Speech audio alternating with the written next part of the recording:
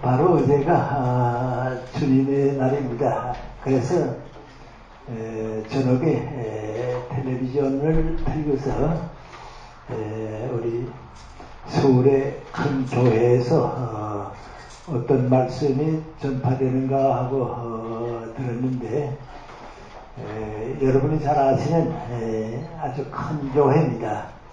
그 목사님께서 설교를 하시면서 기독교는 종교가 아니다. 왜냐하면 모든 종교는 사람들이 만들어낸 게 종교인데, 기독교는 하나님께서 우리 인간에게 관여해 주신 거기 때문에 종교가 아니다. 그런 설교를 하십니다. 그래서 나 혼자 그 설교를 들으면서 그건 사실인데, 모든 사람이 기독교를 종교라고 생각하는데 기독교가 종교가 아니다 하게 되면 그것도 또 좀 혼란을 가져오지 않나, 그런 생각을 했습니다. 근데 이제 그런 생각을 하게 되면 엘레아드라고 하는 유명한 그 종교학자가 있었는데, 그분의 판단이 더 옳을 것 같습니다. 그분은 뭐라고 얘기하는 거 아니? 우리 인류가 가지고 있는 모든 종교는 전부가 자연 종교입니다. 자연 질서와 연결이 되고 자연을 배경으로 한 종교인데, 자연 신앙인데, 기독교만이, 구약과 신약 종교만이 자연이 아닌 자연을 창조해 주신 하나님과 인간과의 관계로 맺어지기 때문에 기독교는 자연 종교의 입장에서 보면 그 종교가 아니다, 다르다 말이죠. 그럼 무엇이냐 구별한다고 하면 기독교는 역사 종교다. 그래서 자연 종교와 구별될 수 있는 그 역사 종교다. 그런 판단, 그런 해석을 내리고 있습니다. 아마 기독교도 종교는 종교인데 그렇게 보면 더 우리가 쉽게 알 수 있습니다. 그래서 인간이 인간 아닌 존재와 생활과 희망의 근거를 어디에 두고 있는가? 자연 밖에는 둘 곳이 없습니다. 이 우주의 그 한 큰 자연 밖에는 둘 수가 없거든요. 그런데 이상하게 이제 구약의 기독교가 발원될 때는 그 자연하고는 상관이 없는 자연 우주의 창조주 되시는 하나님과 인간과의 관계가 맺어졌습니다. 이제 그걸로 시작이 되는 게 이제 기독교니까 자연 종교가 아닌데, 사람이 자연을 상대로 살게 되면 철학은 생깁니다. 또 후에 자연과학도 생깁니다. 그런데 자연을 상대로 하게 되면 사람에게 뭐였는고 하니 역사는 안 생깁니다. 자연은 역사가 없으니까 말이죠. 안 생깁니다. 그런데 이상하게 인간이 조물주 되시는 그 신이라고 우리 많이 부르는 하나님과 더불어 인간의 관계가 되면 그건 반드시 역사가 됩니다. 그래서 이제 기독교는 유일한 역사 종교입니다. 그걸 우리가 가볍게 보면 구약에 우리 나오는 거 우상 숭배한다 뭐 그런 얘기들이 많이 있잖아요. 그런데 이제 그걸 우리가 왜 그런가 하고 받아들이지는 못하는데, 기독교는 아주 뚜렷하게 구약과 신약은 역사 종교입니다. 그래서 여러분 이제 우리가 지금 읽는 그 성경 말씀을 이제 구약을 쭉 보면 창세기로부터 시작해서 룻기까지가 전부 역사 얘기입니다. 전부 다 역사 얘기고요. 그 다음에 이제 시편 같은 걸 중심으로 하는 건 하나님과 인간과의 관계를 여러 가지로 이제 표현한 겁니다. 그리고 이제 후반부에 가게 되면 또 대선지, 소선지가 나와서 또 역사, 미래에 대한 역사관입니다. 그래서 구약을 이렇게 쭉 보게 되면 하나님과 인간과의 관계보다도 더 큰 게 맹고하니 역사책입니다. 그리고 신약도 그렇습니다. 신약도 마태복음에서 사도행전까지는 역사입니다. 그 역사적인 기록입니다. 그리고 이제 바울 사도를 비롯한 그 사도 소신들은 하나님과 인간과 그리스도와 인간과의 관계가 있는 거고요. 이제 묵시록도 뭐인고하니 미래에 대한 역사적인 설명입니다. 이제 로마의 탄압이 심하기 때문에 우리 크리스천들이 어떻게 신앙을 지키는가 하는 그 상징적인 얘기가 많이 들어가 있어서 동시에 그 이해하기 어려운 점이 있지만 그또 역사의 미래입니다. 그래서 아주 역사 책입니다. 또 성경을 이렇게 가만히 읽어보게 되면 다른 게 아니고 성경은 그 세 가지 큰 기둥으로 되어 있습니다. 하나는 창세기 첫 장 첫 절에 있는 하나님께서 태초에 천지를 창조하셨다. 그 창조의 진리가 역사의 시작입니다. 그 다음에 이제 신약 묵시록 제일 마지막에 와서 이 모든 것을 말씀하시니가 가라사대 내가 곧 속히 오리라. 그 맹구하니 역사의 마지막입니다. 그리고 역사의 시작이 있고 마지막이시면 중심이 있어야 할 거 아닙니까? 그 중심이 누구하니 예수 그리스도입니다. 그리스도를 통해서만 구원이 있다고 하는 겁니다. 그래서 우리 기독교가 가지고 있는 세 가지 진리는 창조의 진리, 구원의 진리, 다시 오심의 진리, 이 세 기둥으로 되어 있습니다. 근데 그걸 받아들이는 순서는 예수님을 먼저 만나는 데서 받아들입니다. 그래서 예수님을 믿게 되면 창조의 진리도 깨닫게 되고요. 예수님을 받아들이게 되면 다시 오시는 예수님에 대한 것도 받아들이게 됩니다. 근데 이제 다 알고는 있습니다만은 우리 일반 교인들이 기독교가 역사적인 종교다 하는 것을 조금 이렇게 놓치는 때가 많습니다. 내가 연세대학교 있을 때 동양 철학을 강의하는 구본명 교수님이 오셨는데 그분은 이제 기독교인 아닙니다. 기독교인 아닌데 내가 이제 그 성경을 선물했습니다. 기회가 있으면 좀 읽어보시라고 말이죠. 그리고 얼마 있다가 난 만나더니 김생 나는 이게 솔직히 말하면 성경은 그저 기독교 안에 경전이기 때문에 안 읽었더랬습니다. 근데 주셔서 이제 그 창세기부터 쭉 읽어보고 있는데 그의 종교적인 경전이면 거룩한 얘기, 좀 이렇게 교훈다운 교훈. 우리 논어를 읽어봐도 부끄러운 건 없거든요. 불경을 읽어봐도 뭐 그런 건 없거든요. 근데 그 구약을 읽어보니까 그저 싸우는 얘기, 뭐 전쟁하는 얘기, 심지어는 이거 뭐 딸들이 어머니 아버지하고 같이 자서 후손을 낳는 얘기 뭐 그것까지 있는데 그 거룩한 종교 경전에 왜 그거에 들어가 있는가 하는 의심이 든다 그래요. 사실 그렇죠. 그래서 내가 그랬어요.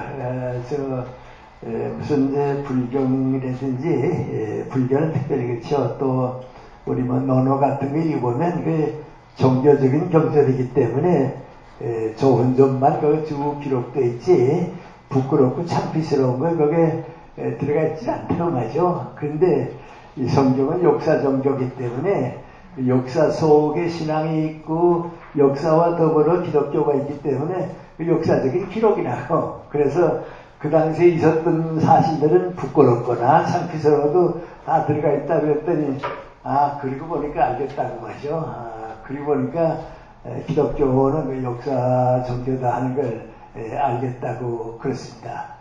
그래서 이제 우리는 이런 생각이 아무것도 아닌 것 같이 생각을 하는데 그래서 창세기를 읽고 그 다음에 이제 뭐 신약도 읽고 다 그렇게 된 거에 모든 사람들의 이제 가치관이 되고 이제 사고방식이 되면서 자기네들도 모르게 또 우리 기독교도 이게 지적 안 하는 변화가 오는데 크리스천들은 기독교를 믿는 사람들은 역사의식이 강합니다. 뚜렷합니다. 그래서 이제 예를 들어 말하는 철학자들이 영국 사람들이 이제 인도를 이제 식민지를 지배했거든요. 그런데 영국의 학자들이 이제 인도에 대한 연구를 많이 했다고요. 근데 거기서 오는 결론이 뭔가 하니 이상하게 인도에는 역사책이 없다고 하죠. 역사가 없다고 말이죠. 그렇습니다. 그럼 여기 있냐면 죽어서 이제 내세례든지 영원한 세계든지 그 관념적인 세계는 인도의 우파니샤스나 뭐 이제 불교에 다 있어도 역사적인 기록은 없거든요. 그러니까 영국 사람들이 볼 때 기독교 전통에서 본 학자들이 볼 때 이상하다고 말이죠. 인도에 역사가 없다고 그럽니다. 근데 또 그 사람들 보면서 그럼 중국은 어떻냐? 그래 뭐라는 거 아니? 중국은 도덕과 윤리는 있는데 역사는 없다고 합니다. 역사는 없다고 말이죠. 그건 아주 뭔가 기독교가 있는 사회가 역사의식이 있습니다. 그래서 우리가 이제 그 아무것도 아닌 것 같이 생각하는데 우리가 이제 기독교 신앙을 가진다고 할 때는 하나님과 인간과의 관계가 뭐 신화라고 아담 때부터라고 그건 이제 아브라함 때부터는 역사인데요. 아브라함 때부터 지금까지 오는 동안에 역사적인 사건들을 다 없애버리면 기독교는 사실 내용이 없습니다. 다 그 속에서 이루어졌습니다. 그래서 몇 가지 이제 변화가 오는데 우리 이호영 선생이 이제 크리스찬이 되기 전에 강연도 같이 다니고 그랬는데 그분이 그 전에 항상 뭐라 그러는 거 아니 시간이라고 하는 거는 이게 천하추동이 돌고 이제 뭐 1년 365일 이렇게 자연 질서가 있기 때문에 윤회하는 거라고 시간이 이렇게 자꾸 돌아가는 거라고 말이죠. 그랬습니다. 그때 나는 이제 그 강연을 같이 다니면서요. 그분은 아주 문화하는 분이지만 상당히 철학적이란 말이죠. 그건 뭐 그리스도 그랬고요. 인도도 그랬고요. 중국도 그랬고요. 모든 시간은 자연 시간입니다. 자연은 태양이 돌고 이제 1년이 뭐 365일 도는 거기서 나오니까 윤회하는 시간입니다. 근데 기독교는 윤회하는 시간이 아니고요. 아브라함부터 시작해서 모세 누구누구를 거쳐서 예수 그리스도 그 다음에 누구누구에서 오늘까지 직선적입니다. 그래서 이제 우리는 모든 것이 종말론적이고요. 직선적이고요. 뭐든지 한 번입니다. 그러니까 예를 들어 말하면 이제 농사 짓는 사람이 금년에 이제 농사가 잘 안 됐거든요. 그게 뭐라 합니까? 아니 금년에는 농사가 잘 안 됐는데 명년에는 좀 농사를 잘 지어야겠다고 준비해야겠다고 그건 당연합니다. 그런데 여러분 가운데 누가 나 금년에 결혼에 실패했는데 명년에는 좀 완전한 결혼하겠다고 그러면 그건 말이 안 됩니다. 왜냐하면 자연 시간을 반복하니까 또 돌아올 수가 있는데 역사 시간은 모든 게 한 번뿐입니다. 한 번뿐입니다. 그러니까 거의 엄청나게 다르습니다. 그러니까 뭐 이거 하면 우리 성경을 보게 되면 자꾸 심판에 대한 얘기가 나오거든요. 또 회복하고 또 회복하는 게 아니고 그 한 번 한 번이 평가를 받아야 하니까 이제 심판이 나오고 이제 그렇습니다. 또 시간이 만약에 그 유래하는 시간은 전 세계가 다 그걸 가지고 이제 기독교만이 이제 이례적인 직선적인 시간관을 가지고 있는데 미래지향적인 가치관 그게 바로 또 기독교가 우리에게 주는 하나의 가치관이고 시간관입니다. 여러분 구약을 읽어보면요 처음에 이제 뭐 아브라함 때부터 그러다가는 이제 모세가 와서 민족신앙이 되고 얼마 된 다음에요 구약의 그 선지자들이 전부 하나님의 민구안이 메시아가 오시는 때 미래지향적이 돼요. 지금은 모든 것이 불완전하고 다 이루어지지 않았지만은 메시아가 오시는 때는 다 완전해진다 그랬습니다. 그래서 이제 요한복음 4장에 있는 수가성의 여인과 예수님과의 대화가요 그 아무것도 아닌 것 같지만요 그 안에 남겨져 있는 의미는 상당히 그 의미가 있습니다. 시간이 너무 그쪽으로 가면 안 되긴 하겠습니다만은 예를 들어 말하면 지금 메카를 순례하기 위해서 이슬람 교도들이 이제 다 가는데 그 사람들은 구원을 받기 위해서는 일생에 한 번 이상은 메카성에 가야 합니다. 그 이제 구원의 조건입니다. 그거 안 가면 안 됩니다. 그러니까 이제 한 번 가면 되고 두 번 간 사람도 있던데요. 그거 이제 한때에 다 가게 되니까 자꾸 사건이 일어나서 이번에도 몇백 명 죽었죠. 전에 그 터널을 가다가 정전이 돼가지고서 600명이 죽었습니다. 근데 그 현대 종교가 그렇게 돼도 괜찮나? 예, 그래도 괜찮나? 이제 그렇습니다. 또 우리나라에서도 그렇습니다. 효봉 스님이 세상 떠났을 때 사리가 나왔다고 해서 아주 신문에 많이 떠들었습니다. 그때 이제 불교 병신도 회장이 서울법대 황신덕 교수입니다. 그분이 동아일보에 뭐라고 썼는고 하니 20세기에 불교가 남겨놓은 기적이라고 하죠. 우리 그 효봉 스님이 세상 떠났는데 화장을 하고 나니까 사리가 나왔다고. 그건 이제 부처님에게서 나왔던 사리를 정신적으로 받아들이는 후계자이기 때문에 사리가 나왔다. 그래서 아주 많이 떠들었습니다. 그런데 며칠 있다가 우리 세브란스에 하는 그 의과대학 교수가 거기에 대해서 뭐라고 썼는고 하니 난 그 사리가 거룩한 건지 종교적인 유산인지는 모르는데 담석증 환자나 특별한 그 골절 성격을 가진 사람을 불에 태우게 되면 그런 거 나오는 거 항상 본다고 말이죠. 그러니까 아무 의미도 아니다 말이죠. 그래서 이제 문제가 생겼습니다. 양쪽 신문 기사를 다 본 학생이 나한테 와서 하는 말이 뭔가 하니 선생님 어느 게 옳습니까 말이죠. 선생님 어느 게 옳습니까 그래요. 그래서 내가 난 그 사리 문제는 잘 모르겠는데 하나 확실한 게 있는데 현대인들의 신앙이 눈에 보이는 물질적인 것을 증거 삼는 신앙은 그런 신앙이 아니라고. 우리의 인격과 우리의 그 가치관이 관계되는 거지. 그런 거는 그 문제가 되지 않는다고 하죠. 그렇습니다.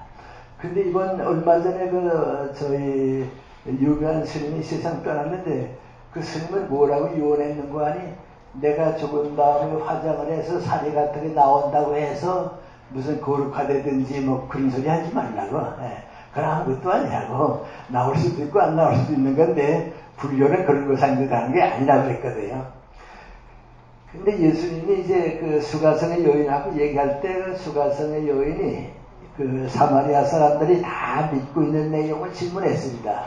당신네는 유대 지방에 살기 때문에 성전이 있는 예루살렘에 가서 예배를 드려야 한다. 그리고 우리 거기를 못 가기 때문에 이 산에서 예배를 드리는데 어디에서 예배를 드려야 옳습니까?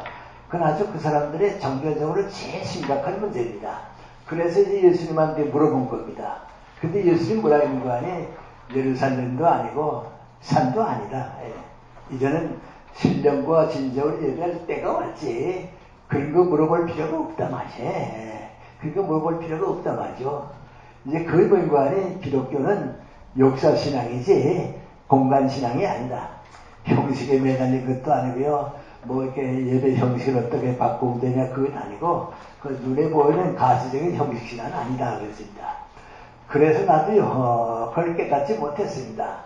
그리고 있다가 이제 62년 봄에 우리 성지순례라 그러죠. 성지에 갔습니다. 가서 쭉 다녀봤는데요.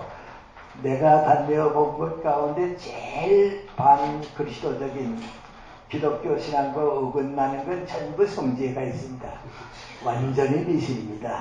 그래서 그 예수님의 행적 팔아서 돈벌이 하는 거고요. 완전히 미신입니다. 나만 그렇게 본 게 아니고요. 성경교회 그 대표적인 목사님 정진이요 목사님들 나보고 그래요. 그 성지에 가보면 예수 믿을 생각 안 나지. 거기 가보면 믿으려면 누구도 안 믿지. 그래요. 그 완전히 뭐 이거는 그 공간신앙입니다. 그 나도 이제 그 성지를 쭉 다 다녀보고서요. 마지막 떠나기 전날 밤에 갈릴리 그 호숫가에 호텔을 잡았어요. 그리고 이제 저녁을 먹고 그 호숫가 이제 그 호텔 잔디밭에 가서 떠나기 전에 기도드렸어요. 기도드릴 때 주님 성지를 찾아보기 위해서 참 오래 기다리다가 왔는데 와보니까 주님의 뜻은 아무것도 남은 게 없다고 말이죠. 전부 장사꾼들이고 말이죠. 미신적이고 말이죠. 왜 이렇게 됐냐고 말이죠. 마음이 아팠습니다. 근데 그때 이제 나한테 이제 은은히 이제 깨닫는 들려오는 음성이 뭐니? 너 왜 여기 와서 날 찾느냐고? 난 지금 여기 있지 않다고. 병중에 고통받고 있는 병원에 가 있다고, 또 인생의 문제를 가지고 고민하는 젊은 사람들과 더불어 같이 가 있다고, 절망에 빠진 많은 사람들 옆에 가 있거나, 난 지금 서울에 가 있고 한국에 가 있는데 너 여기 와서 날 찾으니까 지금 실망하는 거라고 말이죠. 그랬습니다. 그래서 기도를 드리고 나면서 내게 떠오르는 민구안이, 기독교는 성지가 있는 종교가 아니다. 그건 공간신앙이다 말이에요. 그 다음부터 누가 뭐라고 했는지 나는 뭐라고 하니, 성지순례 했다나 성지에 갔다 왔다 그런 얘기는 안 하고요. 예수님 고향에 갔다 오고 그럽니다. 나에게도 고향이 있고 여러분도 다 고향이 있죠. 예수님의 고향입니다. 예수님의 고향에 갔다 왔단 말이에요. 그리고 나는 예수님하고 나하고 아주 가까워집니다. 내게도 고향이 있었고, 주님께서 사람의 아들로 오셨을 때 인간적인 고향이 있었는데 그 고향에 갔다 왔단 말이에요. 그게 민구안이 공간신앙이 아닙니다. 우리는 그 수가성의 유인복을 예수님께 때가 왔다는 게 역사, 우리 마음의 종교라는 거거든요. 그렇습니다. 그리고 이제 요새 와서 철학자들이 하는 그 얘기 가운데 하나가, 여러분 이제 시간이 어디로 와서 어디로 가느냐, 만약에 시간이 이제 움직이는 거다 이렇게 보게 되면 과거에서 현재를 거쳐서 미래로 간다고 생각합니다. 특별히 동양 사람들은 다 그렇게 생각합니다. 그러니까 현재는 과거의 연장입니다. 과거의 연장입니다. 그러니까 보수적입니다. 과거의 연장이 현재니까요, 그 연장하는 것 되면 되거든요. 공자는 제일 유명한 온고지 실련에게 민구안이 과거를 알므로써 새로운 것을 안다 그거거든요. 과거로부터 오는 거예요. 그게 우리 시간관입니다. 그런데 기독교는 또 완전히 다릅니다. 성 아우구스티누스라고 있죠. 그 사람이 AD 430년에 세상 떠난 분이거든요.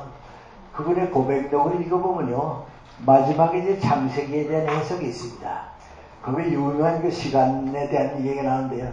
거기서 그분을 뭐라고 인구하니, 시간은 미래로부터 와서 현재를 거쳐서 과거에 가서는 없어진다고 했습니다.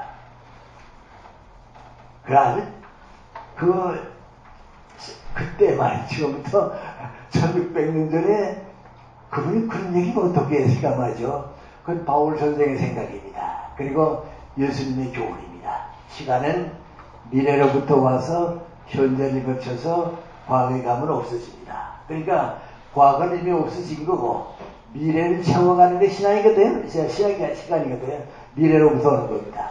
근데 그걸 우리 기독교도 오랫동안 이렇게 받아들이고 있지 못하다가요, 덴마크의 킬케골이 어떻게 민구안이, 그 사람 기독교 사상가니까요, 기독교 철학자죠. 그러니까 민구안이 시간은 우리가 생활과 관계되는 현재에 있지 그 없이는 시간이 없다고 말이죠.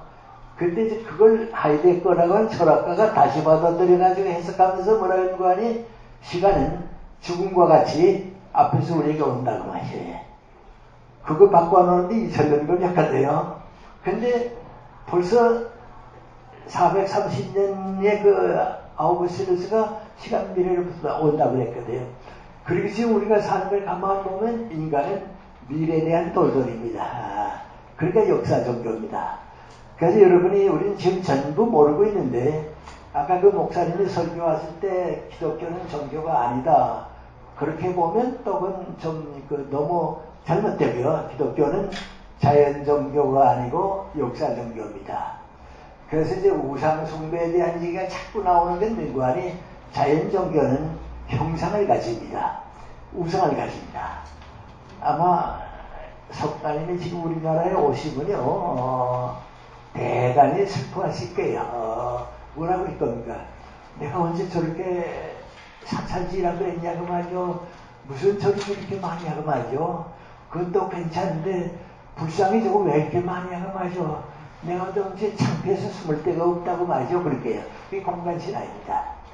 그러니까 이제 사리가 나왔다 안 나왔다는 거 가지고 문제가 되는데, 우리 기독교는 그건 아닙니다. 역사적인 이제 신앙입니다. 근데 그 이제 몇 가지 단계가 있습니다. 제일 첫째 단계는 민구안이 아브라함이 구약과 신약 신앙의 출발입니다. 아브라함이 갈대아 우르에서 살다가 거기에서 하나님께서 너 여기를 떠나서 내가 가는 곳으로 지시하는 곳으로 한 번도 못 가본 곳으로 가라. 그래서 떠납니다. 그게 깔리는 의미가 뭐니? 갈대아 우르라고 하는 그 자연 종교 사회, 자연 신앙 사회, 그 이제 우상도 많이 있고 이제 그런 사회를 떠나서 그 관계없는 하나의 그 역사적인 미래를 개척하기 위해서 내가 한 번도 가보지 못한 그 미래 장면을 가라 말이죠. 이제 그것 떠나서 간 게 이제 아브라함의 출발입니다. 그 다음에 이제 아브라함 때부터 에집트로 이제 그 이민 가죠. 가족들이 이민 갈 때까지는 우리 신앙이 하나님과 인간과의 관계인데요. 대체는 그 옛날이기 때문에 하나님과 인간과의 관계가 직접적입니다. 거기 보게 되면 하나님하고 아브라함하고 하나님하고 이삭을 다 이제 그리게 돼요. 그런데 그 아브라함, 이삭, 야곱을 이렇게 쭉 보면요. 아주 그 인간입니다. 아주 다 우리가 똑같은 인간입니다. 우리 이제 신앙적으로 자꾸 해석하니까요. 믿음의 세 선조함은 아브라함, 이삭, 야곱 다 아주 훌륭하게 보는데요. 사실 훌륭하진 않습니다. 아브라함은 대단히 훌륭합니다. 경건하고 훌륭한데요. 이삭은 착하기만 하지 아주 무능한 사람입니다. 성경 보면요. 이삭에 대한 기록은 쓸데 없거든요. 그래서 장가간 얘기하고요. 우물 받다가 뺏기는 얘기하고요. 그것밖에 없어요. 근데 장가도 제 마음대로 가는 게 아니고 종을 시키는 대로 다 해. 이렇게 하고 이렇게 하고. 그 이삭은 아주 착하기만 하고 무능한 사람이에요. 또 그 당시에 이제 우물이 있으면 그 시족이 살 수 있고 우물이 없으면 못 살거든요. 그러니까 우물은 그 생활의 근거예요. 근데 그 애써서 우물을 파고서는 옆에 부족들이 와서 빼앗으면 또 싸움도 못하고 또 쫓겨가고요. 또 쫓겨가고 그랬다고요. 아주 착하고 무능한 사람이에요. 하고 야곱은 이스라엘의 12지파의 선조다 해서 자꾸 우리가 높이 보는데요. 사실 성경을 쭉 읽어보면요. 야곱이 아주 간교한 사람입니다. 야곱하고 장사해서 덕볼 사람이 없습니다. 거짓말 잘하고요. 이기주의자고요. 나밖에 모르고요. 그렇습니다. 삼촌 섞여 먹는 거 보세요. 제가 그 밑에 가서 덕을 잣떡 보거든요. 다 빼서 오거든요. 제일 그 야곱보다가 저런 사람도 다 있나 하는 건요. 부인이 네 사람 아니에요. 근데 이제 고향에 돌아오지 않아요. 형님 내서가 화가 나서 이제 잡아 죽일 것 같거든요. 그러니까 이제 어떡합니까? 제일 사랑하지 않는 부인 먼저 보냅니다. 죽을 바엔 너부터 죽으라 말이야. 그리고 제일 사랑하는 나이는 끝까지 데리고 있습니다. 마지막 도망갈래 우리끼리랑 또 가자 말이죠. 그 생각은 참 간결로운 사람입니다. 난 야곱 볼 때마다 말이죠. 저거 머리는 좋고 수단 방법은 좋고 참 그런 사람입니다. 그런데 다 똑같은 점이 있습니다. 그 민구안이 아브라함이 이삭을 하나님 앞에 바친 다음에는 과거가 없어졌습니다. 그때는 하나님과 나와의 관계입니다. 이삭이 쫓겨가고 했을 때 마지막까지 간 다음에 하나님께서 이제 착한 마음, 양보하는 마음, 그게 내가 너와 더불어 같이 할 거라고. 야곱은 다 성공했죠. 뭐 어떻게 다 성공하고서 돌아왔는데 하여간 구약 보면 하나님이 야곱에 나타나서 너 형의 무서움을 피해서 가다가 베들레헴에서 나한테 약속하지 않았냐고 말이죠. 그 약속 행을 난 지켰는데 너는 지금까지 하나도 안 지키지 않았냐고 말이죠. 그때 보면 야곱이 엎드려서 제가 잘못했습니다. 그때 제가 하나님과 약속을 어겼는데 나는 그 약속을 어겼지만은 하나님께서는 나와 같이 해서 지켜줬습니다. 그래서 밤중에 일어나서 온 가족들에게 목욕을 하고 옷을 갈아입고 그때도 가서 나와의 약속을 지켜준 하나님 앞에 가자고 달라져요. 그 후에는 아브라함, 이삭, 야곱이 다 하나님과 직접 관계를 가지고요. 그 전까지 그렇습니다. 야곱이 그 베들에서 쫓겨가다 기도하는 거 보세요. 하나님한테 기도하는 것도요, 전부 조건부입니다. 요렇게 요렇게 해주면 내가 하나님 섬기겠습니다. 그러면 깜찍한 기도가 그거 어디 있습니까? 그래도 마지막에 가서 거다 없어집니다. 그래서 그렇습니다. 그 다음에 이제 에집트로 가죠. 에집트에 가서 이제 큰 백성이 된 다음에는 이제는 가정관계, 시족신앙은 끝납니다. 이제는 아브라함의 집안과 하나님과의 관계는 끝나고 이스라엘 민족과 하나님입니다. 그때 이제 민족신앙으로 바뀝니다. 그래서 이제 모세가 중심이 돼서 모세 이후에는 시족, 가정 중심의 하나님이 아니고 신앙이 아니고 민족신앙이 됩니다. 그래서 민족신앙이 되면요 통치 방법이 제한되거든요. 국가가 되고 민족이 되니까요 지도자가 있어야하고요. 여기는 이제 아브라함 때부터는 민관이 집안의 어른이 그냥 가장이 되는데 이제는 지도자가 있어야하거든요. 그럼 지도자가 그 민족을 다스리려고 하니까 하나님과 이스라엘 민족 종교가 되면서 그 하나의 그 통치 방법, 하나의 그 국가 존재를 낳는 방법이 민관이 율법과 계명입니다. 그래서 이제 그 다음에는 우리 신앙의 표준이 계명과 율법을 지키는 겁니다. 그럼 이제 이스라엘 민족이 계속되는 동안에는 그 계명과 율법이 남습니다. 지금도 신약을 믿지 않는 이스라엘 사람들은 유대교인데 유대교 사람들은 지금도 그 율법과 계명을 가지고 삽니다. 그렇게 와서 민족신앙이 이제 됩니다. 그때 그 민족신앙이 되게 되면 이제 구약을 우리가 쉽게 말하면 이제 구약 신앙인데요. 거기에 보면 하나님은 어떤 분인가 정의로우신 하나님입니다. 의로우신 하나님입니다. 그래서 여러분 구약을 쭉 읽어보면 아주 모든 가치 판단의 중심이 뭔가니 의로운 거, 의로우나. 그러니까 이제 뭐 다윗이 기도드린 것도 보면 뭔가니 전부 내가 의롭게 살겠다. 의로운 거 이제 됩니다. 그래서 이제 민족신앙으로 쭉 내려와서 얼마 동안의 긴 세월을 보내게 됩니다. 근데 이제 민족신앙이 되게 되면요 장점은 있는데 어떤 약점이냐 하면 다른 민족과 더불어 사는 길, 인류가 전체 공존할 수 있는 길, 거기에는 가지 못합니다. 그래서 우리가 구약을 읽어보면요 그저 그냥 읽으면 모르는데 이게 이제 교회가 은혜롭게 받아들인 경전이다 하고 읽으면 이제 놓치다가요 이걸 하나의 고전이라고 하고 읽으면요 모순이 많이 있습니다. 예를 들어 말하면 전쟁을 하게 되면요 적군들이 가서가는 거 아니 모조리 다 죽이고 짐승들까지 죽이라 그랬거든요. 근데 그 지금 만약에 그런 얘기 하게 되면 누구도 안 따라가거든요. 그런 잔인한 하나님은 아니거든요. 또 그런 잔인한 하나님 믿으면 그 민족 사회 전쟁을 어떻게 누가 막습니까? 그래서 솔직히 말하면요 구약을 믿는 이스라엘 사람들하고요 코란경을 믿고 있는 이슬람 사람하고는요 제가 앞으로 200년이고 300년이고 싸울 거예요. 왜냐하면 민족신앙이거든요. 그러니까 거기에는 이제 기독교가 말하는 예수님이 우리에게 가르쳐준 박의 정신, 사랑의 정신, 정의 때문에 약화된다고요. 그래서 전쟁도 하고요, 이제 그렇습니다. 또 우리 이따만큼 이제 우리가 생각하는 요 얼마 전에 한 고등학생이 나보고 무슨 얘기하다 하는 말입니다. 선생님 구약 나 읽어보니까요 우리 목사님들이 설교하시는 거하고는 좀 다른 점이 있대요. 그래요. 무슨 점이 있는데 그랬더니 구약 읽어보니까 하나님도 거짓말 잘하셨대요. 그래요. 하나님 어떻게 거짓말했냐고 보겠습니다. 나도 몰랐거든요 사전이요. 그랬더니 뭐라는 거니 하나님이 사무엘 보고서 이전 사울왕은 내가 배제할 테니까 이전 왕으로 안 될 테니까 다윗 왕을 삼겠다. 다윗은 지금 저 남쪽에서 양치고 있는 집안의 아들인데 이세 아들인데 너 거기 가서 기름을 부어라. 그러면 그 다윗이 이제 왕이 되고 사울은 내가 배제하겠다. 그러거든요.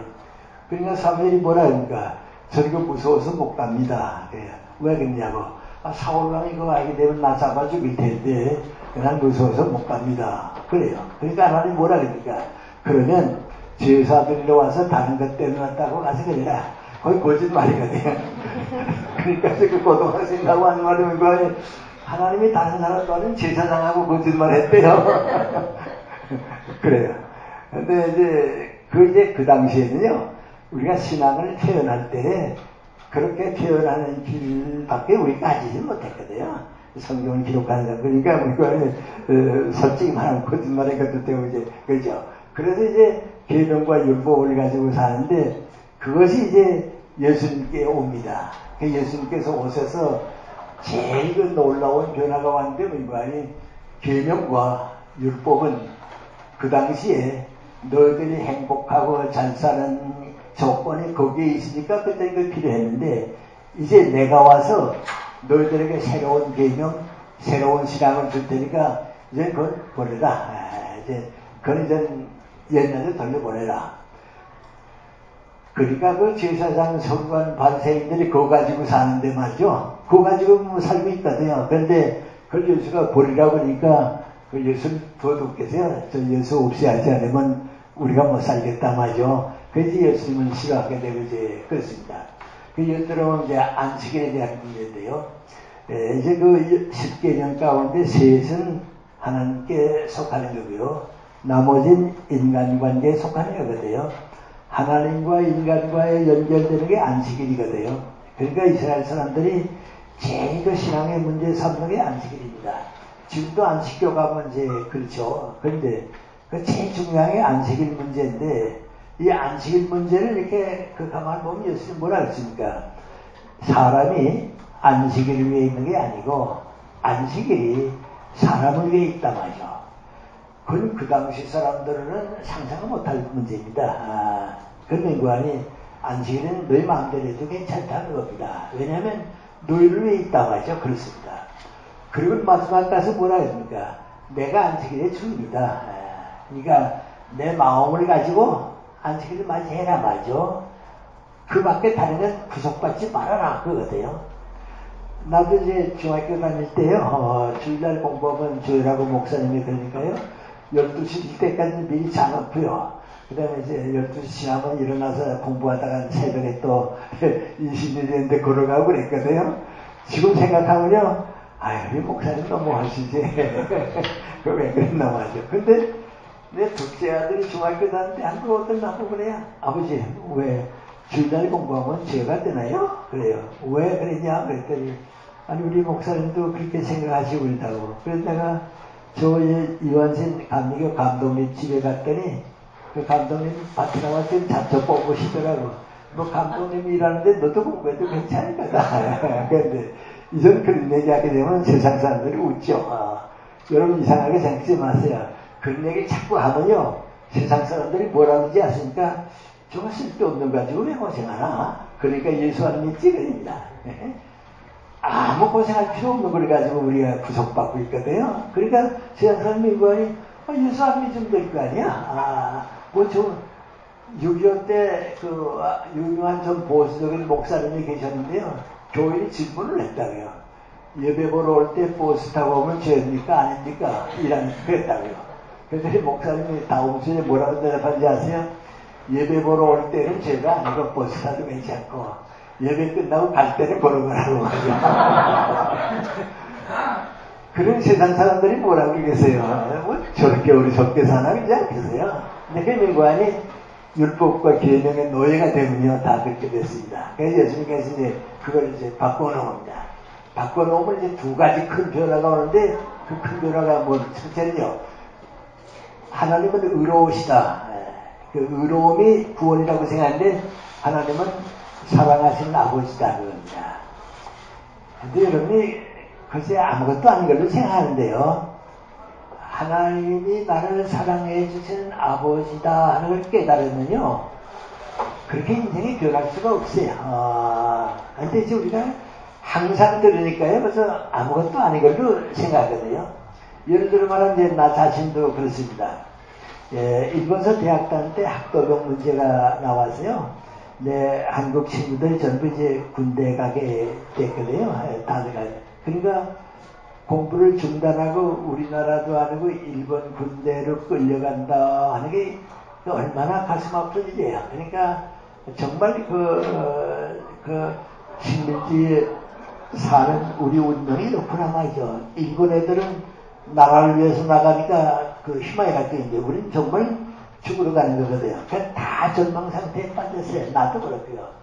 그다음에 이제 나 혼자 생각해 내가 지금까지 10년 동안 14살부터 지금까지 그래도 신앙을 가지고 살고 싶다 그런 생각을 했는데 내 신앙이 이런 절망 상태에 빠졌을 때 내게 어떤 해결을 줄 수 있는가 말이죠.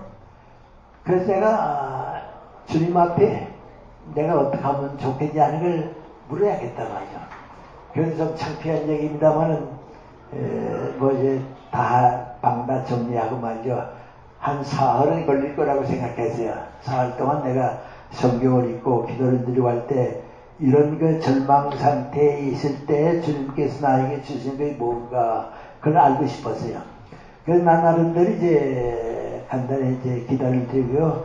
성경을 쭉 읽었어요. 마태복음, 마가복음, 요한복음, 요한복음까지 가는데 그 요한복음 있다가 포도나무 가지 얘기가 나오거든요. 거기에 무슨 말이 나오는 거 아니? 내가 나를 택한 것이 아니고 내가 너를 택해서 많은 열매를 사회에 주기 위해서 너를 택했다. 그걸 읽었어요. 그러고 나니까 그만 갑자기 뭐 생각이 달라졌어요. 지금 나는 나를 중심으로 생각하고 있는데 주님께서는 나를 중심으로 생각하는 게 아니고 주님 중심이다. 내가 너를 택했다. 네. 그래서 너에게 열매 맺게 하기 위해서 너를 택했다. 그러니까 뭐 더 할 얘기가 없어요. 그래서 기도를 드렸어요. 그때 내가 드린 기도가 뭔고 하니 하나님 아버지 찾았습니다. 그러고 나니까요 더 드릴 기도가 없어요. 하나님이 내 아버지가 되시는데 하나님은 우리 아버지 내 아버지 찾고 나니까요 기도가 계속 될 필요가 없어요. 그래서 어떤 거 아니 그만 기도를 끝냈어요. 내가 세상에 태어나서 제일 짧은 기도입니다. 제일 짧은 기도인데 예수님이 우리에게 구약신앙에서 신약신앙을 바꿔준 게 미구하니 의로우신 벌주시는 심판하시는 하나님이 아니고 아버지 되시는 하나님이다. 근데 그건 기독교가 인류 종교의 문을 여는 하나의 큰 힘입니다. 그때부터 맹관이 기독교는 민족신앙이 아니고요. 인류의 신앙입니다. 모든 사람이 더불어 살 수 있는 인류의 종교로 발전하는 게 바로 신앙입니다. 그 다음부터 그 뜻이 이루어지기 위해서 예수님께 항상 우리에게 하신 말씀이 뭐하니 그때는 언젠가 지금은 민족이 민족대로 부족이 부족대로 다 뭐 다른 사회가 살고 있지만은 언젠가는 예수님의 말씀이 진리가 되고 온 인류가 한 가정과 같은 사회가 이루어지는 것, 그 하늘나라를 위하는 출발이 거기서부터 시작됩니다. 그래서 이제 그 신앙을 우리가 받아가지고서 오늘까지 이루고 있는데요. 그것이 역사가 발전하는 과정입니다. 우리는 그걸 그저 우리 교회에서 뭐 설교하고 그걸로 받아들이는데요. 지금 역사가 그렇게 자꾸 발전해 가고 있습니다. 그 명관이 이제 기독교는 인류의 신앙입니다. 그런데 예수님께서 우리에게 주신 게 명관이 그 인류의 신앙으로 가는 길은 둘인데 하나는 내가 너희들에게 하는 얘기가 진리가 돼야 한다. 그 다음에 명관이 내가 너희들한테 주는 그 진리의 생활과 실천의 핵심은 사랑이다. 그래서 진리와 사랑을 가지고 하나의 세계, 하나의 역사, 온 인류가 하나님 앞에서 한 형제가 되는 하늘나라를 만들어라. 그겁니다. 그래서 이제 예수님의 말씀은 제자들의 진리의 말씀이라고 그랬습니다. 나도 대학 다닐 때요, 내 친구한테 편지를 보내면서 그랬습니다. 나도 지금까지 성경을 읽을 때 예수님께서 기적을 많이 행하셨으니까 그게 신앙인 줄 알았다고. 근데 이제는 예수님께서 기적을 하나도 안 하시지 않았다고 해도 말씀만으로도 그 교훈만으로도 난 이제 예수를 믿겠다고 말이죠. 왜? 그것이 진리이기 때문에 그렇습니다. 그래서 진리와 신앙인데 그런데 그 진리를 예수님께서는 어떻게 우리가 받아들이기를 원했는가? 이제 이건 인문학적이고 철학적인 좀 방법을 내리면요. 예수님의 말씀이 나의 인생관이 되고 나의 가치관이 되면 진리가 됩니다.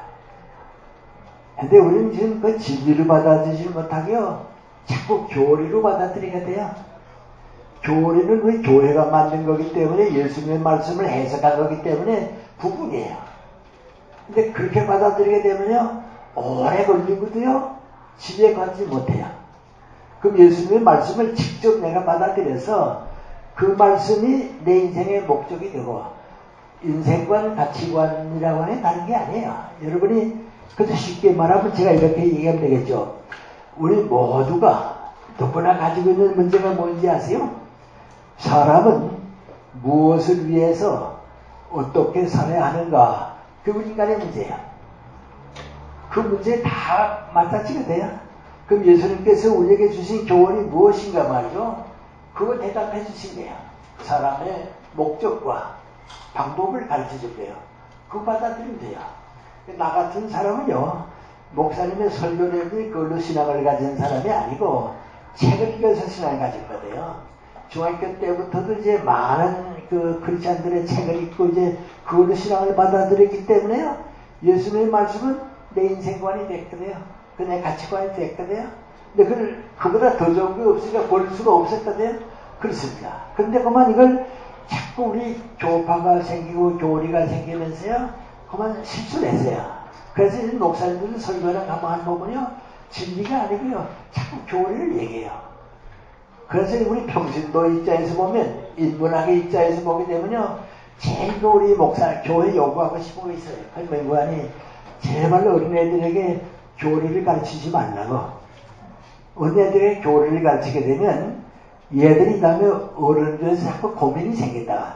난 그런 학생들을 많이 보거든요. 뭐 연세대학교에서도 보는데요. 내가 연세대학 가서 얼마 안 됐을 때인데요, 감리교 감독이었던 장석영 목사님이 오셔서 인간의 지지는 하나님도 어떻게 못한다고 하죠. 가룟 유다도 예수님이 마음대로 못했다고 말이죠. 인간의 자유는 절대라고 말이죠. 그래요. 그리고 얼마 있다가 동신교회 김세진 목사님은 장로교니까요, 또 와서 뭐라고 누가 하니, 모든 건 하나님의 예정이라고 해. 하나님의 예정 떠나서는 아무것도 남을 게 없다고 말이죠. 그럼 학생들이 오는 걸 따라가니까, 예. 여기서는 이제 자유라고 그러고, 이제 여기서 예정이라고 그러고, 또 들어오면 다 그렇거든요. 그러니까 이제 학생들이 이제 또 후배 교수 나한테 와서, 선생님 어느 교회 맞습니까? 그러거든요. 그럼 나는 뭐라 그러니까, 나는 한 번도 그런 문제 가지고 고민해 본 일이 없다고. 그건 장로교니까 고민하고, 감리교니까 문제가 생긴 거지. 내가 느낀 건 은총의 선택이라고. 다 버림받을 수 있는 우리들을 주님께서 은총으로 선택해 주셨다고. 선택을 받고 나니까 내 힘은 아닌데 하나님의 뜻이 없구나. 그걸 예정으로 본 거라고. 선택을 받고 나니까 과거에 못 느꼈던 자유를 느끼게 되게 돼요. 그러니까 하나님은 우리에게 이렇게 많은 자유를 주셨구나 말이죠. 그걸 받아들이는 거예요. 그러니까 자유라고 하는 당사에 뛰어가게 되면요, 집을 떠나게 있는 전에 둘째 아들은 민관이 계명과 율법 같은 걸 떠나면 되는 걸 나갔거든요. 그래서 패배했거든요. 그 돌아와서 아버지의 사랑을 품에 온 다음에 민관이 자유는 그런 게 아니라는 걸 알거든요. 그 다음 정말 처음이에요. 그걸 가지고 자꾸 교리를 하니까요, 얼마나 많은 우리 사람들이 말이죠, 고민하는지 모릅니다. 그런데 이제 아까 역사 얘기를 돌아가세요. 그래서 민족신앙이 되고서 이제 이게 로마에서 많은 어려움을 겪고 이제 그러다 선교자라고 하다가 이제 국교가 되거든요. 그 이제 중세기가 돼요. 천주교가 되거든요. 그럼 천주교를 민관이 가이사의 것과 하나님의 것이 이제 싸움을 하다가 둘 가운데 하나가 남는 줄 알았다가 이제 하나님의 것이 가이사의 걸 이기게 되니까요, 교회가 왕권 이상을 됐거든요. 그 교회가 이제는 부록이 없거든요. 올라갈 때는 다 올라갔거든요. 그때 기독교가 잘못됐어요. 우리 천주교도 그건 인정해요. 무슨 잘못되는 거 아니? 교회주의에 빠졌어요. 기독교가 뭐냐? 교회를 시작해서 교회로 끝나는 거다. 교회가 더 중하냐, 사회가 더 중하냐? 사회는 교회를 섬겨야 한다. 또 뭡니까? 진리가 더 중하냐, 교리가 더 중하냐? 교리가 더 중하다. 왜? 교회를 지켜야 하니까 말이죠. 그래서 보면 천주교가 돼가지고서 왕권 이상의 교회 권리가 올라가면서 그만 타락하고 부패하고 못 살았습니다. 거기에서 제일 큰 실수가 있는데 문관이 예수님의 진리를 교리로 바꿔놨습니다. 이건 우리 천주교가 보면 제일 큰 잘못입니다. 저도 그런 얘기 하잖아요. 왜 스님이 쓴 책은 베스트셀러가 나오는데 목사나 신부가 쓴 책은 베스트셀러가 하나도 없거든요. 저 여러분 이상하지 않으세요? 예. 왜 그렇습니까? 스님은 인생을 얘기하거든요. 우리하고 같은 문제를 얘기하거든요. 목사님이나 신부님이 교리를 얘기하거든요. 세상 사람들은 교리하고 상관이 없잖아요. 그건 당신들 거지 우리하고 상관이 없거든요. 그럼 예수님은 무슨 얘기했냐? 예수님이 인생을 얘기했거든요. 교리 얘기하신 분이 아니거든요. 그러니까 오히려 스님들이 인생을 얘기했기 때문에 우리하고 통하는 바가 있는데요. 세상 사람들 보게 되면 목사님이나 신부님들의 책은 교리지 않거든요. 그래서 진리를 교리로 바꿔왔어요. 그 다음에 민구안이 하늘나라가 더 중하냐 교회가 더 중하냐 할 때 중세기 사람들은 민구안이 교회가 하늘나라라고 생각했어요. 그러니까 교회만 잘 되면 하늘나라가 다 되는 걸로 알았거든요. 그러니까 정치도 내버렸죠. 경제도 내버렸죠. 문화도 내버렸죠. 그래서 교회만 잘 되면 교회주의 가져오라니까요. 교회가 오면 문을 닫고요. 폐쇄사회가 되고요. 벌문을 받게 되고요. 그래서 우리 천주교가 난 지금도 가만 생각해보면요. 기독교가 국교가 되는 나라는 다 교회를 벌문받아요. 다 교회를 벌문받아요. 그래서 이제 중세기가 쭉 오는 동안에 인문학도 벌문을 받고요. 진리도 벌문을 받다 교리 때문에 벌문받고요. 그래서 뭐든지 교회를 만들고 있는데 교회는 부패하고요. 그래서 이래가지고 안 되겠다 싶었는데 모든 기독교 입장에서 보면 중세기가 암흑시대가 아니거든요. 광명한 시대거든요. 왜요? 하나님의 뜻이 교회를 통해서 다 이루어진 사회니까 광명사회가 돼야 할 게 아니에요. 그런데 근대에 들어와가지고서 다들 뭐라 했는 거 아니? 중세기를 암흑시대라고 그랬거든요. 지금 다 그렇게 보고 있거든요. 근데 암흑시대라고 제일 처음 얘기한 사람이 누군가? 이제 역사가들이 문헌을 자꾸 조사해보는가요? 페트라르카가 제일 처음 했다 그럽니다. 근데 페트라르카 농구안이 아주 열심히 있는 개톨릭 신자입니다.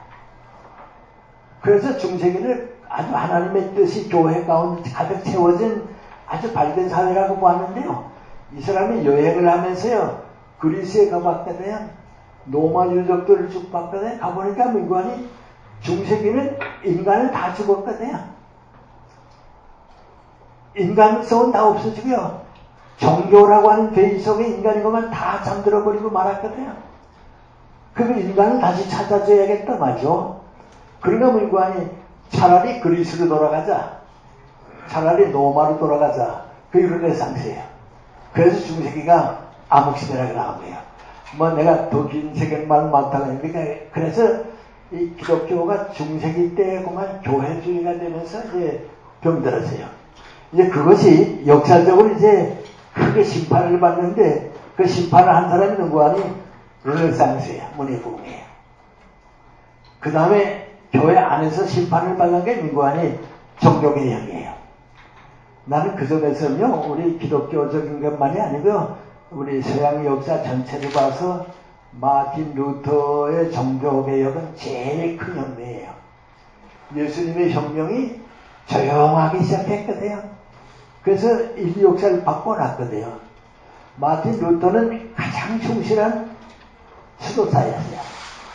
교수였어요. 신과대학 교수였거든요. 그런데 당신이 신과대학 교수가 직접 성경을 읽었거든요. 성경을 원문에서 읽고 또 신약을 또 구약도 원문 다 읽고 나니까 이 우리 교회가 예수님의 정신하고는 완전히 떠났다. 기독교 정신은 다 내버리고 우리 인간 사회가 되어버리고 말았다. 그래서 교회는 오히려 인간적인 걸 받아들이고 기독교 정신은 버림받았다 말이죠. 그래서 중세기가 역사적으로 이제 몰린 거예요. 그 다음부터 이제 근대가 시작되거든요. 근대가 시작되면서 기독교 정신은 교회에서 쫓겨나고요.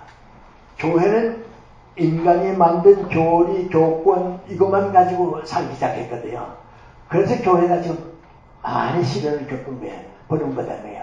근데 이제 내가 이제 역사 속에 그리스도를 얘기하니까 이제 역사적인 얘기를 하는데, 이런 얘기는 우리 다 알죠? 뭐, 다 알지만 이제 우리 기독교는 좀 창피스럽다고 할까요? 그래서 잘 얘기를 안 합니다. 예를 들면 이제 불란서 혁명을 우리가 보거든요. 불란서 혁명을 보는데, 내가 중학교 다닐 때 역사 교과서에요. 불란서 혁명 당시에 신문에 나왔던 그 만화가 우리 역사책에 하나 이렇게 나와 있었어요. 근데 그 만화가 어떻게 됐냐면요.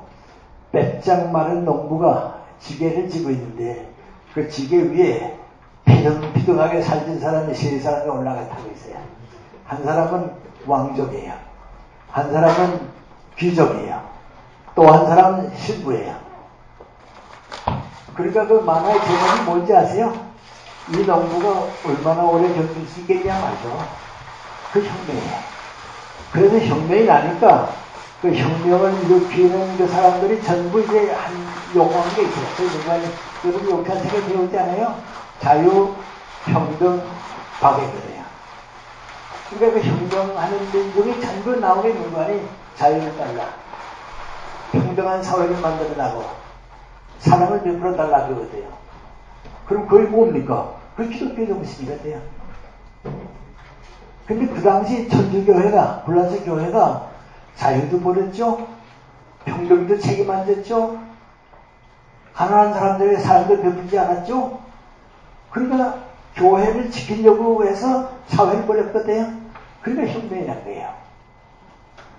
그럼 기독교 정신이 뭡니까? 여러분, 자유, 평등, 박애 빼고 기독교 없어요.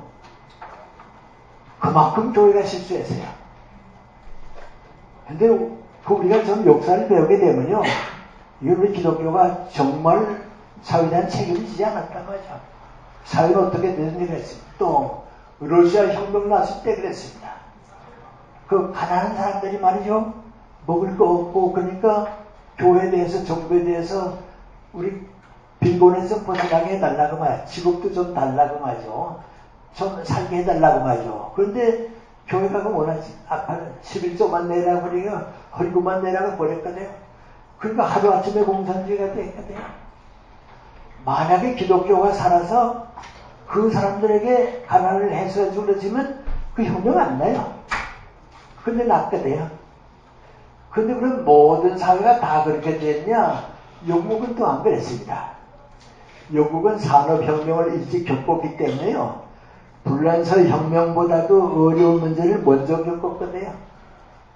그러니까 혁명이 나면 영국이 먼저 날 거거든요.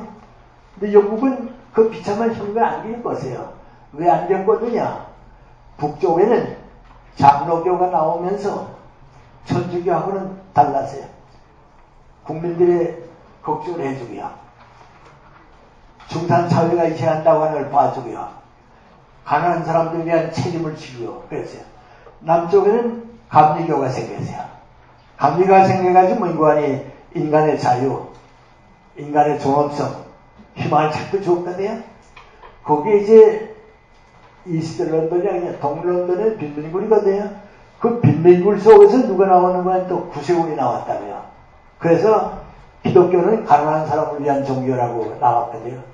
그래서 영국 북교회는 성공회는 힘을 못 가졌는데 이 새로 태어나는 북쪽의 장로교, 남쪽의 감리교, 가난한 사람의 구세군이 나오면서 그 혁명 안 겪어도 됐어요.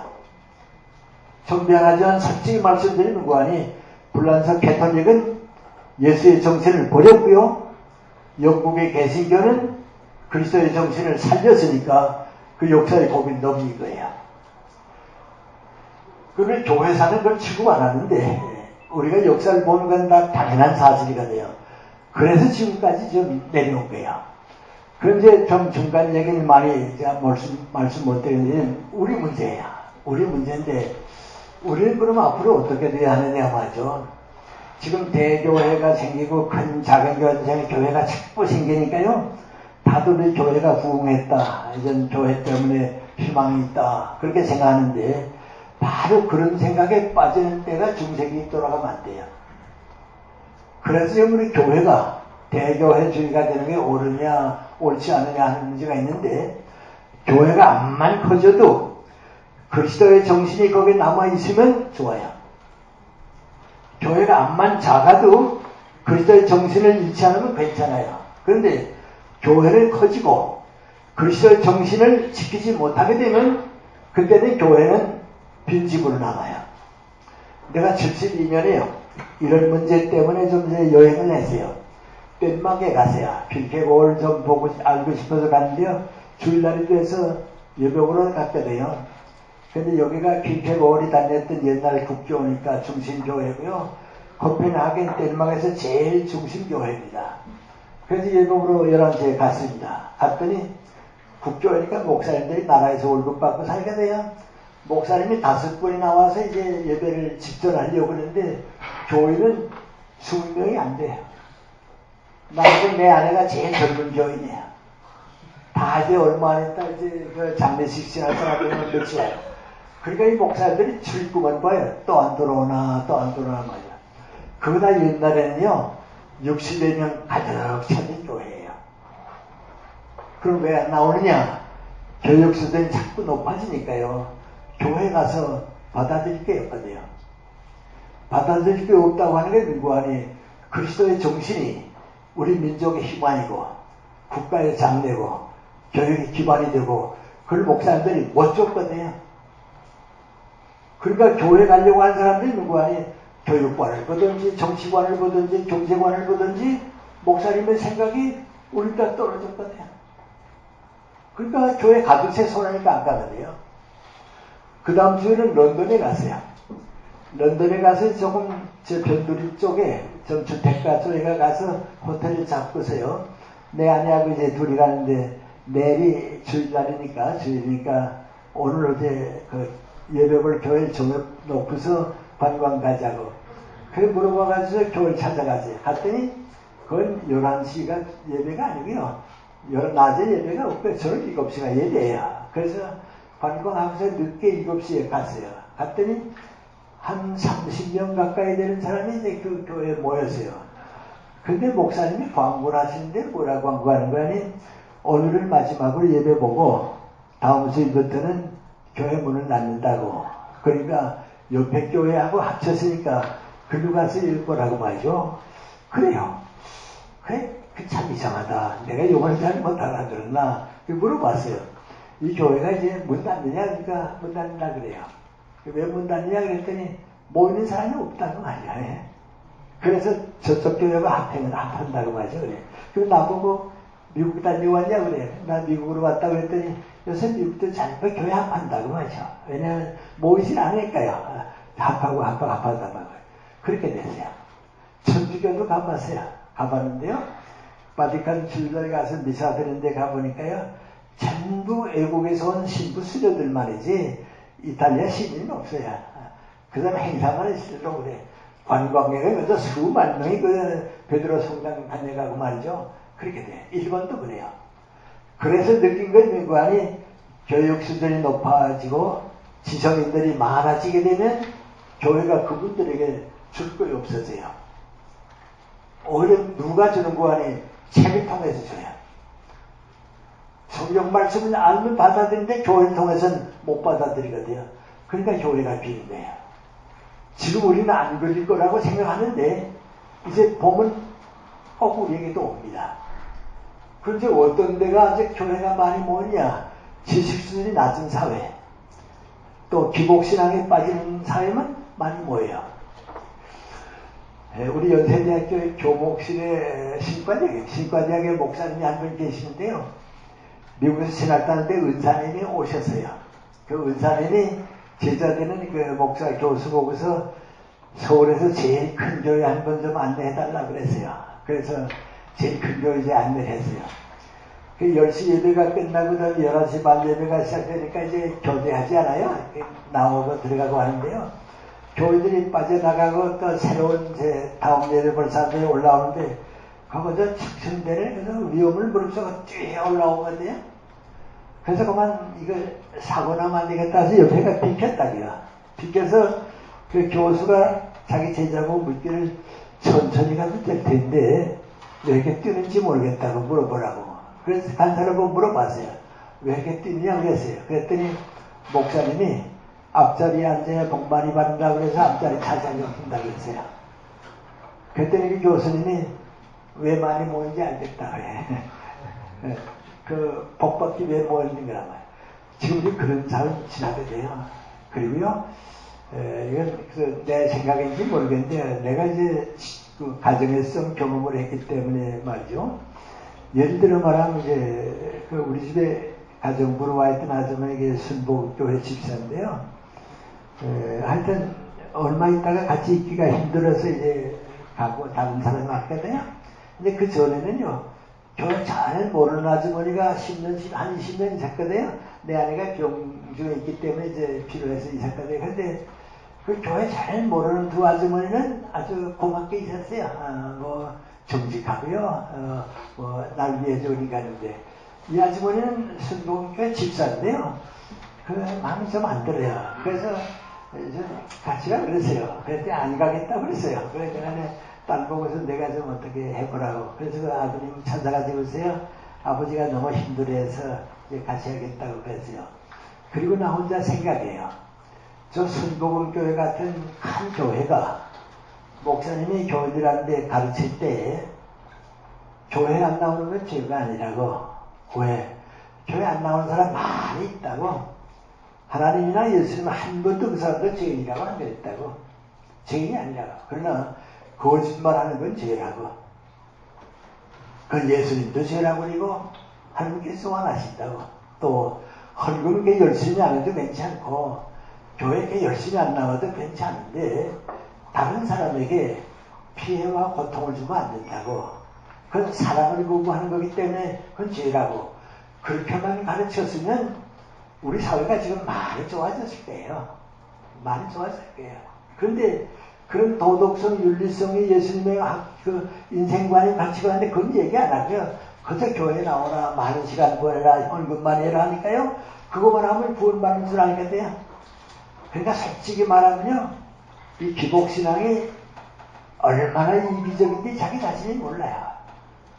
자기보다 훌륭하게 노력하는 사람 많이 있고 사회에 봉사하는 사람 많이 있는데 나 몇 번 교회 가고 헌금했다고 천당 가서 영원히 행복하게 산다고 그런 이기주의자가 어디 있어요.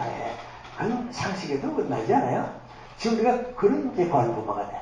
그래 지금 이제 문제인데요. 근데 이제 그렇게 되면요. 교회가 어떤 위치에 있는가 그걸 물어보게 되게 돼요. 근데 이제 저보고 얘기하라고 그러면 교회라고 하는 것보다 더 소중한 건 기독교 공동체예요. 예수님의 말씀과 예수님의 마음을 가지고 사는 공동체는 공장에도 있을 수 있고 병원에도 있을 수 있고 학교에도 있을 수 있고 직장에도 있을 수 있어요. 그러니까 많은 공동체가 있는데 그 가운데 가장 대표적인 공동체는 교회예요. 그러니까 교회가 그 예수님의 말씀을 가지고 진리를 가지고 있으면 우리 교회는 민족의 희망이에요.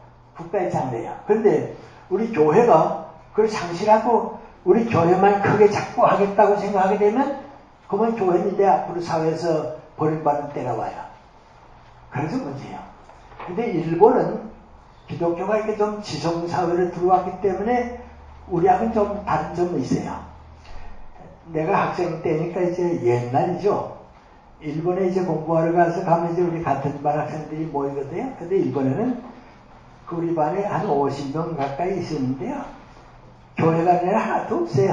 아주 없어요. 그래서 내가 이제 그 애들하고 얘기하다가 너희들 만약에 일본에도 크리스찬이 있느냐, 어떤 사람이 크리스찬이냐, 그러면 누구 생각나느냐, 그랬습니다. 그랬더니 그 애들이 다 똑같이 한 얘기하면 이거니 우찌무라 간조 같은 사람은 크리스찬이라고 그래요. 근데 이 사람 목사도 아니거든요. 우리는 그 사람을 무교회주의자라고 그래요. 근데 나는 그 무교회주의자는 그렇지 않고 성서주의자야. 성경주의자야. 그 사람들 교회 가보니까요. 교회가 이미 그리스도의 정신 떠났거든요. 그러니까 이제 교회를 지탕해가지고서는 나라가 안 되겠다 말이죠. 그래서 그간이 성경으로 돌아온 거예요. 그게 이제 우리나라의 함석권 선생, 노평구 선생, 유다령 선생, 또 세상에 김교선 선생이 그 우찌무라에서 성경 공부했어요. 교회 가지 않고. 그 여기 와서 이제 그 신앙운동 하니까 이제 무교주의라고 그러죠. 그래서 이제 근데 그 사람 알아요. 그리고 60년대에 뭐 오래지 않지 한번 다시 또 갔어요. 가서 이제 60년대가 아니네. 80년대예요. 80년대 하면 다시 갔어요. 가서 이번에는 좀 지성인들 만났어요. 교수님들 뭐 정치가들 만나서 그래서 내가 좀 궁금하니까 하나 물어봤어요.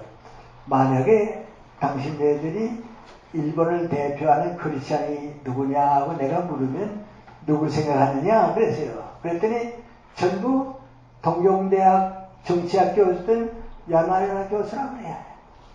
근데 이 사람이 또 목사도 아니고 신학자도 아니거든요. 국립대학의 교수거든요. 근데 끝까지 신앙을 지킨 사람이거든요. 그래서 메카도 사령부 때 이제 마지막 이제 전쟁 범죄자 재판 있을 때 두 증인이 나섰는데요.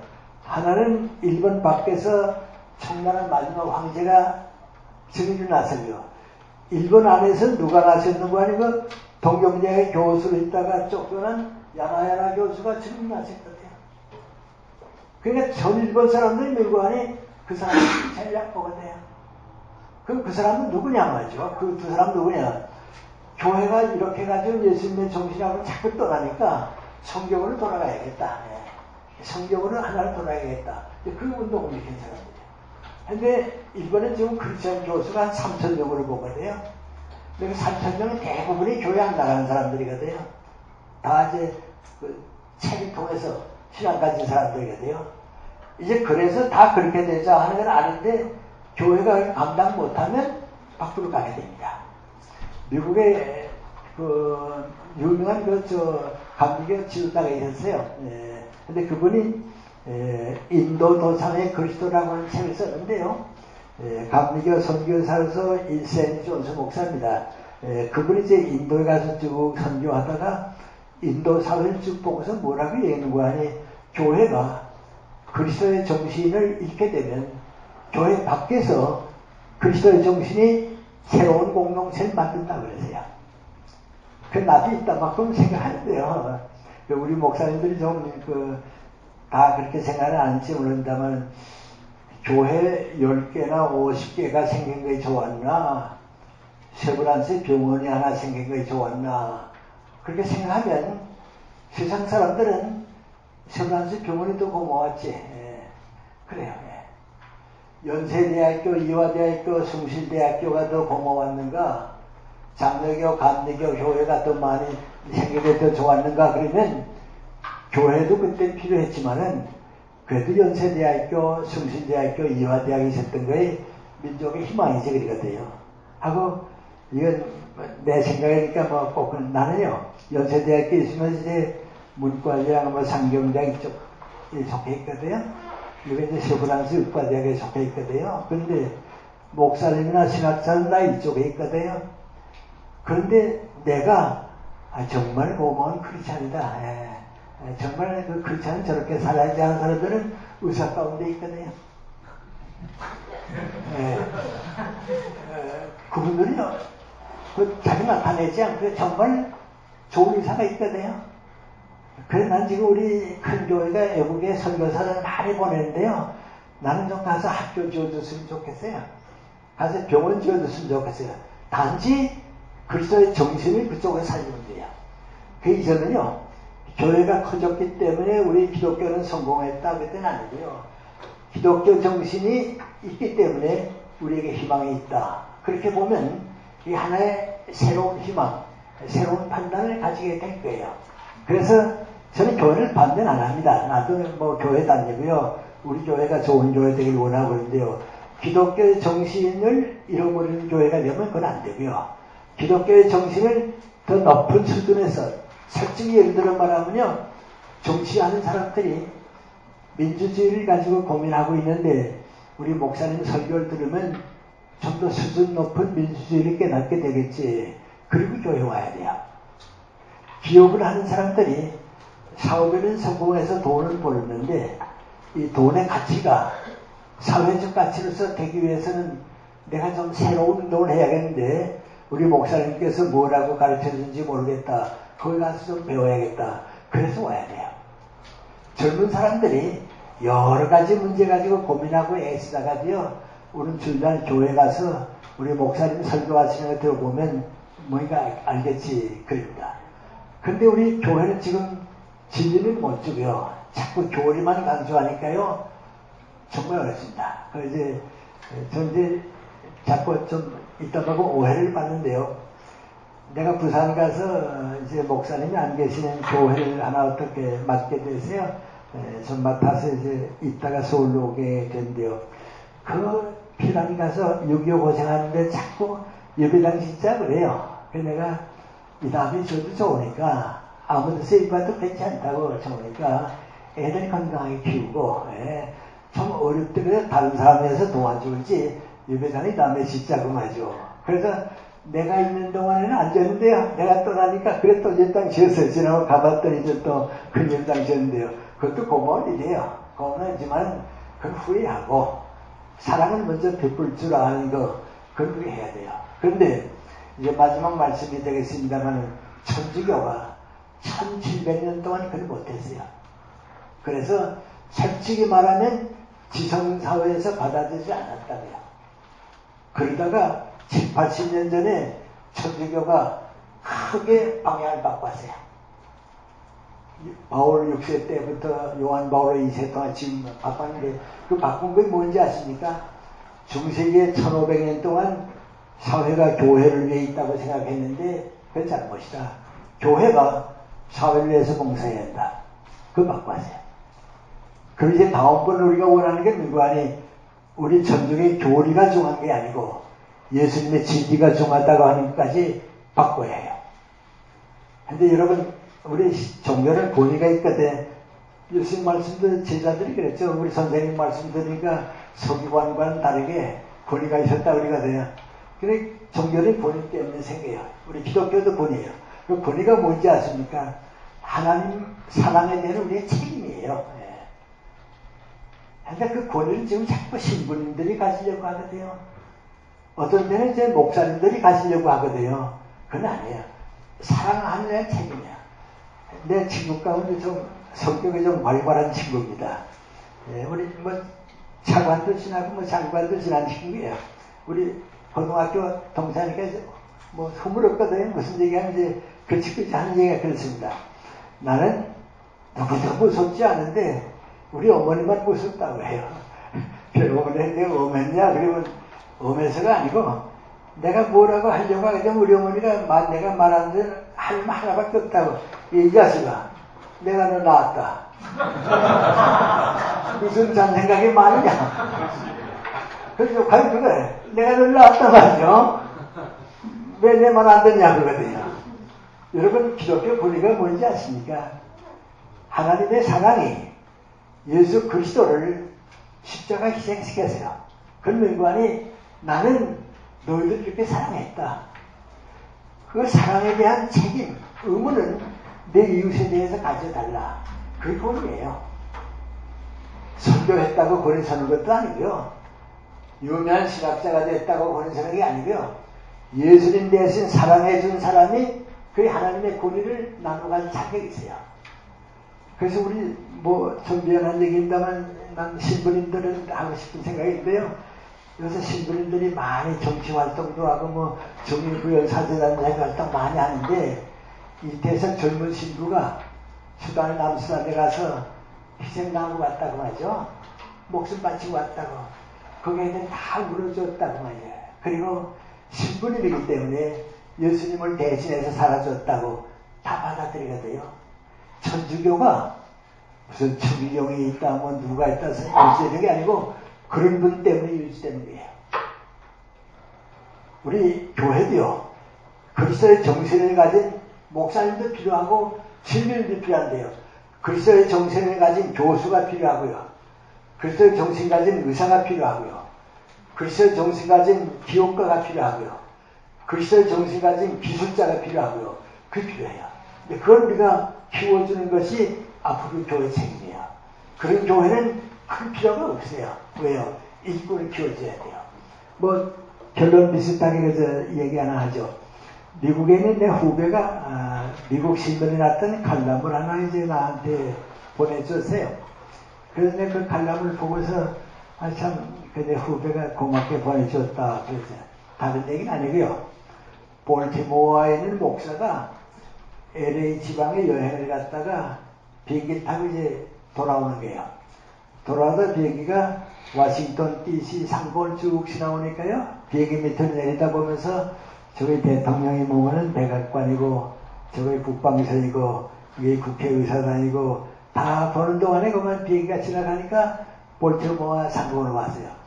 그 우리 볼티모어에 어느 집이 있나 하고 보니까 존스 홉킨스 대학이 있고 부속 병원에 큰 거 있고 우리 교회도 있을 텐데 하고 보니까 교회가 안 보이거든요. 그 우리 교회가 어디 있을까 하고 찾아보다 보면 못 보고 비행기가 멎었다고요.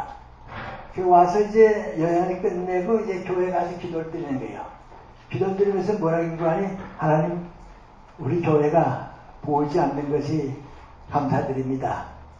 교회가 컸더라고 하면 나는 그 교회 키우느라고 인재를 못 키웠을 것 같습니다. 그런데 우리 교회를 통한 사람이 국회의원이 되고 우리 교회를 거쳐간 사람이 국방서에 가 일하고 우리 교회를 다닌 사람이 백악관에 가서 일하고 그 많은 주님의 제자들을 보내줬기 때문에 저는 행복합니다. 우리 교회는 작아도 행복합니다. 그런 교회가 이제 앞으로 자꾸 생기면요. 우리나라 교회는 오래 계속돼요. 그걸 못하게 되면요. 세상 사람들이 교회 가는 게 자꾸 걱정스럽고요. 또 바깥 사람들이 교회가 국민 성장을 조회하지 않는가 말이죠. 나도 한번 우리 아카데미 하우스에서요. 각 종교 대표자들이 모였는 대표자는 아니고요. 참석을 했어요. 그런데 거기 어떤 그 성균관대학의 교수는 뭐 많이 얘기할 필요 없다고 공자님 말씀대로 삶은 것이 그뿐인데 내는 작뿐이냐고 말이죠. 다 자기 종교 자랑이에요. 그래서 나도 뭐 한마디는 해야겠고요. 내가 그랬어요. 나는 인도도 가보고 중동 지방도 가보고 좀 많이 다녀봤는데 인도가 왜 후진사회가 됐는가. 그 사람들이 그 잘못된 종교를 버리고 그 돈, 그 시간, 그 노력을 과학과 도덕을 위해 바쳤으면 오늘 인도는 저렇게 후진국가 아니라고. 우리도 지금 교회가 쓰고 있는 돈, 시간, 인재, 노력을 과학과 도덕에 바치는 편이 교회에 바치는 편보다 낫다 하는 결론이 나오게 되면 우리 자랑할 거 없다. 그게 우리 자랑이 아니야. 왜? 우리 민족 국가가 행복해지는 게 목적이지. 예수님은 한 번도 좋은 교회 만들어라, 큰 교회 만들어라 그런 말씀 안 하셨다고. 항상 걱정이 하늘나라인데 그 하늘나라는 우리 민족과 국가와 더불어 이루어지는 거라고 말이죠.